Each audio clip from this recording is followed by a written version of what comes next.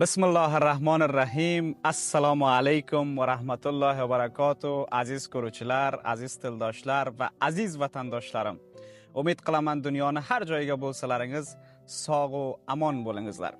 Aziz ko'ruvchilar, bugungi dasturimizga inshaalloh taolo qishlog'imiz shevasi bilan, so'tcha lahjamiz bilan Dr. Seb Junaydbekni bir she'rini o'qib, shu fazoga, shu havoga hammamiz mazza qilamiz. To'xtang, avval men chorzoni o'ltiring, nima uchunki bu she'rlar chorzoni bilan mazza qiladi. Va she'rni xalos qilgandan keyin bir choklet emimiz baxayr. Zafaron choy ham bor, joylariz xoli.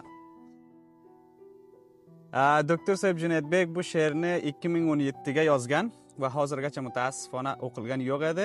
Endi biz dislov qilamiz. Taroq bilan sochlarimni tarayin.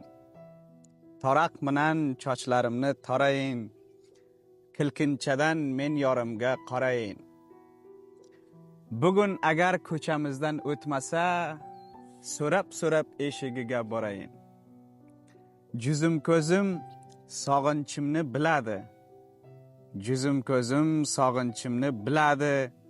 Qishlog'imdan sovuq shamol keladi.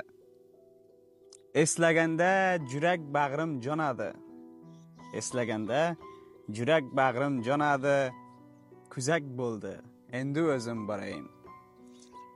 Qoshlariga surma qo'yib chiqqanda, qoshlariga surma qo'yib chiqqanda, gulga qarab maydagina kulganda, qizg'aldoqni birta terganda, polvonlarni orasidan men yorimga qarayin. Bog'bon bo'lib bog'lariga borayin. Bog'bon bo'lib bog'lariga borayin. Chimchiq bilan qo'shiq aytib jirayin. Bir shoxa gul olib qo'ysam oldima, yorim kelsa men zulfiga taqayin. Sevgi qushim jiragiga qo'nmasa, sevgi qushim jiragiga qo'nmasa, ko'nglim yorsiz hayotiga ko'nmasa, sevgi o'ti o'zi turib so'nmasa, nima deb men bu hayotga qolayin? U bo'lmasa menga yasham yo'q edi. El gapidan meni qornim to'q edi. Kipriklari jonima uchun o'q edi. Qanday qilib men yuziga boqayin? Taqillatsam yorim uyga bormaykan. Taqillatsam yorim uyga bormaykan. Bir ko'rishga o ham menday zormaykan.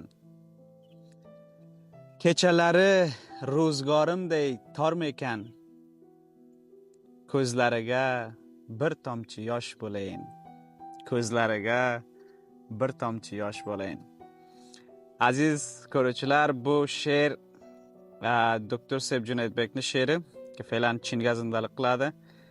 Yaxshi yigitlarimizdan, yaxshi gençlarimizdan biri, iftixorimizdir. Va bu she'rni 2017 ga yozgan va hozirgacha mutaassifona o'qilgan yo'q edi.